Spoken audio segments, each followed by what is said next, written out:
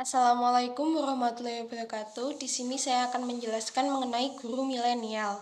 Menjadi guru merupakan panggilan hati yang membutuhkan kebulatan hati dan tekad dalam menjalankan amanah yang diembannya. Hal ini terjadi karena guru merupakan suri tauladan masyarakat dalam kesehariannya. Ini terkait dengan akronim guru, yaitu digugu dan ditiru. Ada 4 kompetensi yang harus dimiliki seorang guru, yaitu kompetensi pedagogik, kompetensi kepribadian, kompetensi profesional, dan kompetensi sosial.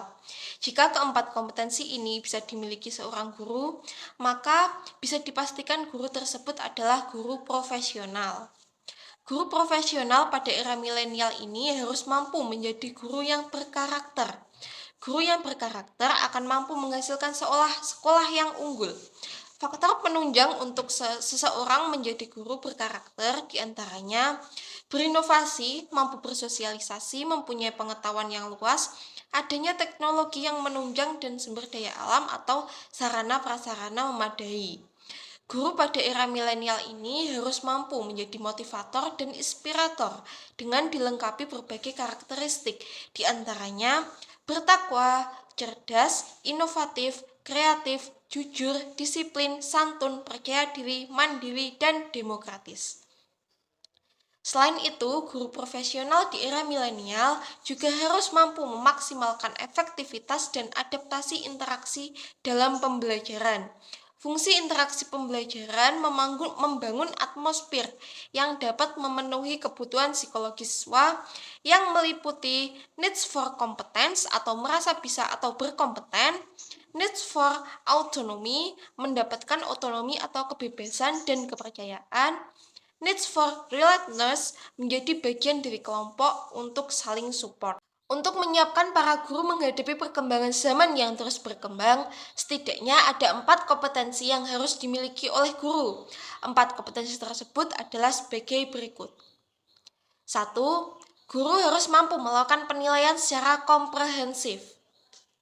Penilaian ini tidak hanya bertumpu pada aspek kognitif atau pengetahuan saja, namun penilaian yang dilakukan oleh guru di era sekarang harus mampu mengakomodasi keunikan dan keunggulan para peserta didik, sehingga para peserta didik sudah mengetahui segala potensi dirinya sejak di bangku sekolah. Guru masa kini harus mampu merancang instrumen penilaian yang menggali semua aspek yang menyangkut siswa, baik pengetahuan, keterampilan, dan karakter. Semua aspek tersebut harus tergali, terasah, dan terevaluasi selama proses pembelajaran di kelas.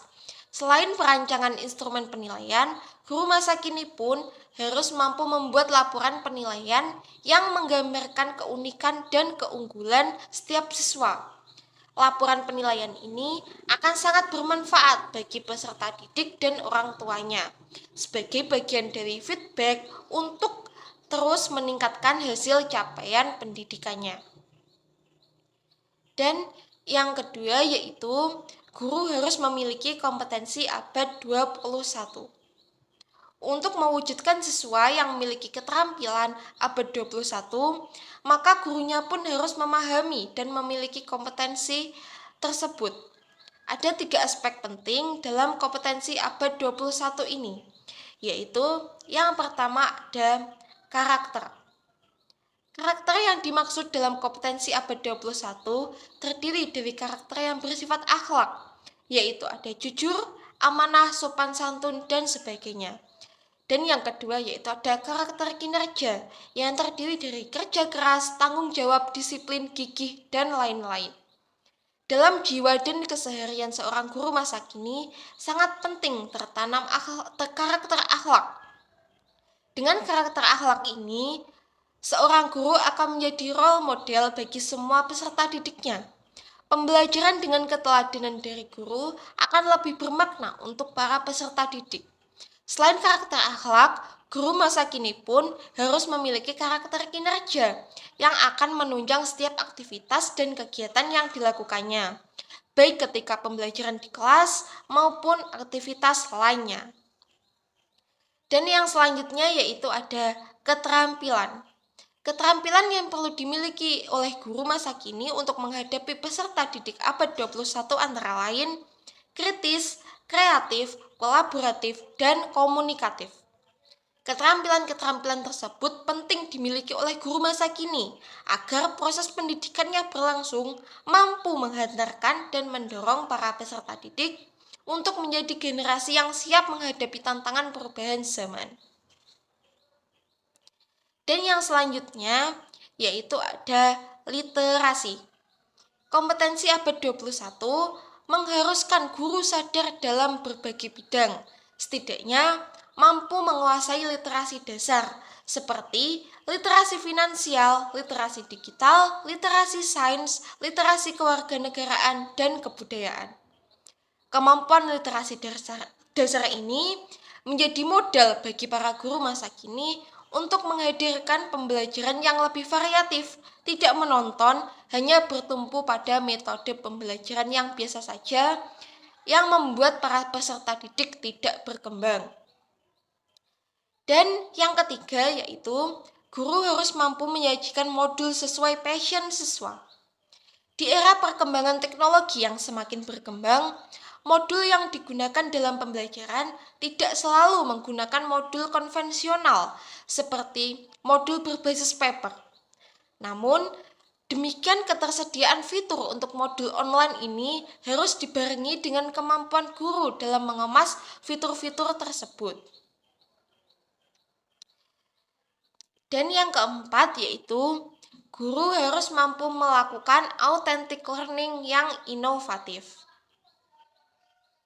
Sekolah bukan tempat isolasi para peserta didik dari dunia luar. Justru, sekolah adalah jendela untuk membuka dunia, sehingga para siswa menggali dunia untuk menjadikan sekolah sebagai jendela dunia bagi para peserta didik. Guru harus mampu memiliki kompetensi penyajian pembelajaran yang inovatif. Pembelajaran yang disajikan harus mengarah pada pembelajaran yang joyful dan innovative learning, yakni pembelajaran yang memadukan hands-on and mind-on, problem-based learning and project-based learning. Dengan pengemasan pembelajaran yang joyful dan inovatif, learning akan menjadikan peserta didik lebih terlatih dan terasah dalam semua kemampuannya, sehingga diharapkan lebih siap dalam menghadapi perkembangan zaman. Guru pada era milenial perlu menyadari generasi zaman now sangat melekat dengan komputer dan internet.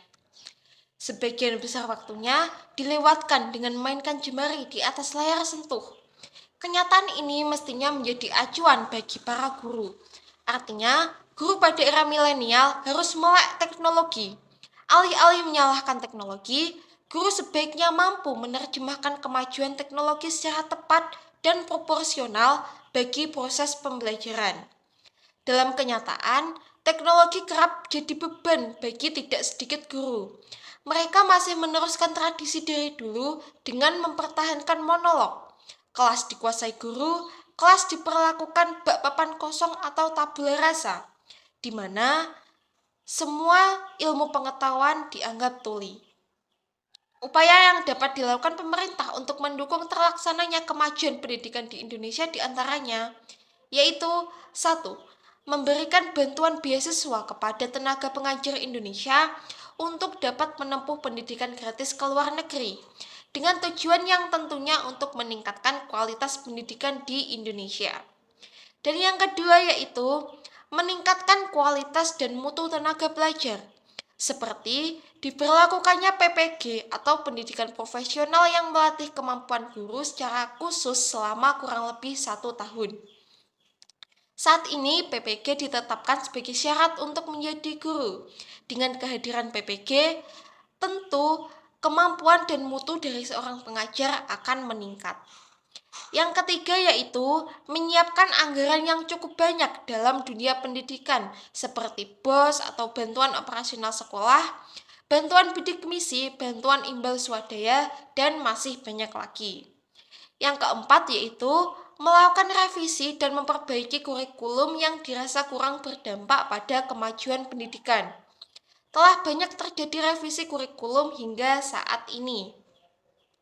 Yang kelima yaitu pemerintah meningkatkan kesejahteraan guru dengan memberikan dana bantuan sertifikasi Bahkan pendapatan guru bisa meningkat 2 kali lipat. Selain itu, khusus untuk guru daerah terpencil akan diberikan dana tambahan khusus. Yang keenam yaitu mengirim tenaga pengajar ke daerah-daerah terpencil agar dapat membantu ketertinggalan pendidikan di daerah tersebut. Contohnya saja dibentuknya program Indonesia Mengajar dan SM3T. Yang ketujuh yaitu membangun sarana prasarana pendidikan, baik itu sarana dalam bidang teknologi maupun sarana lain yang dapat meningkatkan kenyamanan proses belajar dan mengajar. Demikian yang dapat saya sampaikan. Mohon maaf apabila ada kesalahan dalam penyampaiannya. Wassalamualaikum warahmatullahi wabarakatuh.